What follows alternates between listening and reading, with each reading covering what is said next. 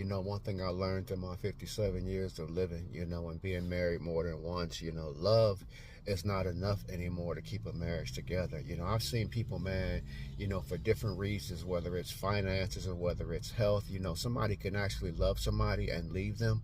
And, you know, because the stress is too much for a person to deal with. People don't want to deal with a lot of stuff today.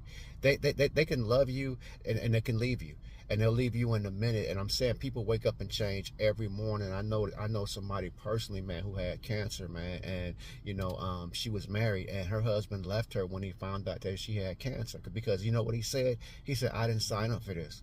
And it's not a fact that he was saying that I don't love you, but people can love you, man, and not want to not want to be a part of your journey or whatever you're going through. If things get tight for you financially, if things get tight for you in your health, people, man, a dip on you in a minute.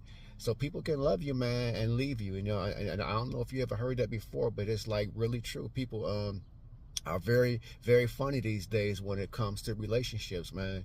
And love don't mean nothing, and they won't feel guilty about it either. They can love you, leave you, and not feel guilty about it, because people do not want to deal with somebody's stress. Now, on some level, I can understand that, because I don't want to deal with nobody's stress. But if you married to somebody and you say for better or for worse, because nowadays it's not for better or for worse, even though people say that mess in a marriage, because when the worst come, man, people dip. And they can love you, but they don't want to deal with the stuff you're going through. Like I said about the person I know that had cancer, man, it happens all the time that people get sick, man, and people leave them. People get sick and people cheat on them, and people still love these people, but they don't want to deal with the mess that they're going through.